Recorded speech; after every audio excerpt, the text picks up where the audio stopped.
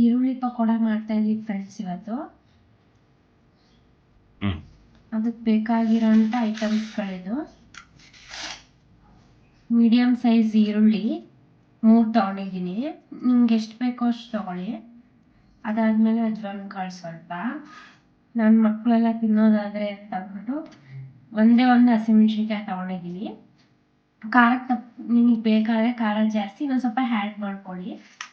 ಆಮೇಲೆ ಸ್ವಲ್ಪ ಜೀರಿಗೆ, ಆಮೇಲೆ ಕೊತ್ತಂಬರಿ ಸೊಪ್ಪು, ನಮ್ಮ ಕಡೆ ಸಾಂಬಾರು ಸೊಪ್ಪು ಅಂತೀವಿ, ಕರಿಬೇವು ಸೊಪ್ಪು ಸ್ವಲ್ಪ, ಒಂದು ಬೌಲ್ ಕಡಲೆ ಹಿಟ್ಟು, ಆಮೇಲೆ ರುಚಿಗೆ ತಕ್ಕಷ್ಟು ಉಪ್ಪು, ಆಮೇಲೆ ಒಂದು ಖಾಲಿ ಬೌಲ್ ತೊಗೊಳೋಣ.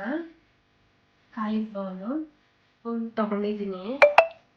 ಇದಕ್ಕೆಲ್ಲ ಆ್ಯಡ್ ಮಾಡ್ಕೊಳ್ಳೋಣ. ಈರುಳ್ಳಿ ಹಾಕೋತಾ ಇದ್ದೀನಿ ಫಸ್ಟು. ಈರುಳ್ಳಿ ಇವೆಲ್ಲನೂ ಸೇರಿಸ್ಕೊಂಡ್ಬಿಡೋಣ. ತೋರಿಸ್ನಲ್ಲ ಎಲ್ಲ ಐಟಮ್ನ ಸೇರಿಸ್ಕೊಳ್ಳಿ. ಕಡಲೆ ಹಿಟ್ಟು ಹಾಕ್ಕೊಂಡಿದ್ದೀನಿ. ರುಚಿಗೆ ತಕ್ಕಷ್ಟು ಉಪ್ಪು ಹಾಕ್ಕೊಳ್ಳಿ. ಈಗೆಲ್ಲ ಹಿಂಗೆ ಚೆನ್ನಾಗಿ ಮಿಕ್ಸ್ ಮಾಡ್ಕೊಳ್ಳೋಣ. ಸ್ವಲ್ಪ ಸ್ವಲ್ಪ ಸ್ವಲ್ಪ ಸ್ವಲ್ಪ ನೀರು ಹಾಕ್ಕೊಂಡ್ಬಿಟ್ಟು ನೀರು ಸೇರಿಸ್ಕೊಂಡು ನಿಮ್ಗೆ ಯಾವ ಹದಕ್ಕೆ ಬೇಕೋ ಆ ಥರ ಕಲಿಸ್ಕೊಳ್ಳಿ.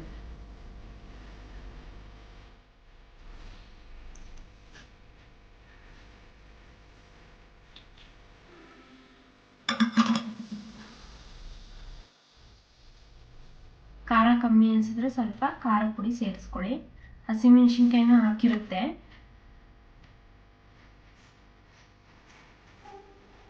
ಇದು ಚೆನ್ನಾಗಿ ಮಿಕ್ಸ್ ಮಾಡಿ.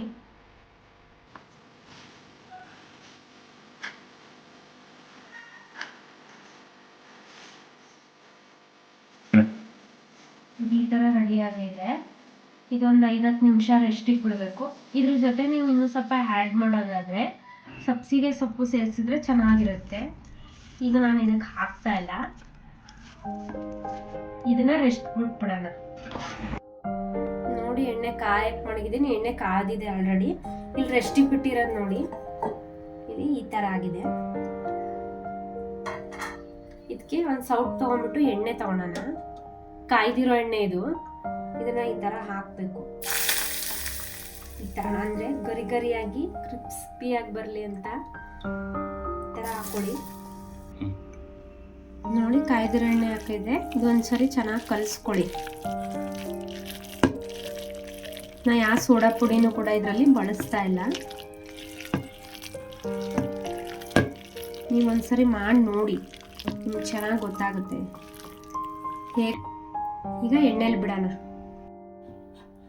ನೋಡಿ ಎಣ್ಣೆಲಿ ಬಿಡ್ತಾ ಇದ್ದೀನಿ. ಎಣ್ಣೆ ಕಾದಿರುತ್ತೆ, ನಿಧಾನವಾಗಿ ಬಿಡಿ. ಹೊಸದಾಗಿ ಎಲ್ಲ ಅಡುಗೆ ಮಾಡ್ತಾ ಇರೋದು ನೋಡಿ. ಕಾದಿದ್ಮೇಲೆ ನಿಧಾನಕ್ಕೆ ನಿಮ್ಗೆ ಯಾವ್ಯಾವ ಸೈಜ್ ಬೇಕೋ ಆ ಥರ ಬಿಡಿ. ಒಬ್ಬೊಬ್ರಿಗೆ ಬಿಡಿಯಾಗಿ ಬಿಟ್ಟರು ಕೂಡ ಗರಿಯಾಗಿ ಬರುತ್ತೆ.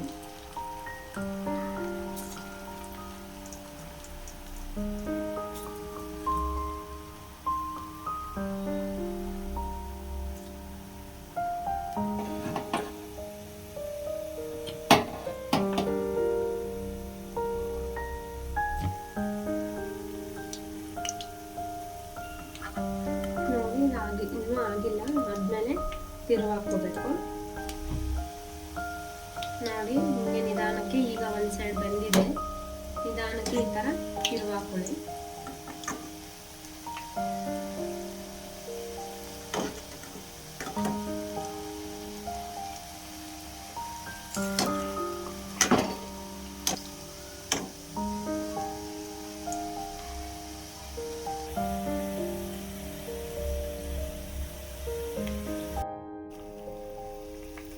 ನೋಡಿ ಇದಾಗಿದೆ ಇವಾಗ.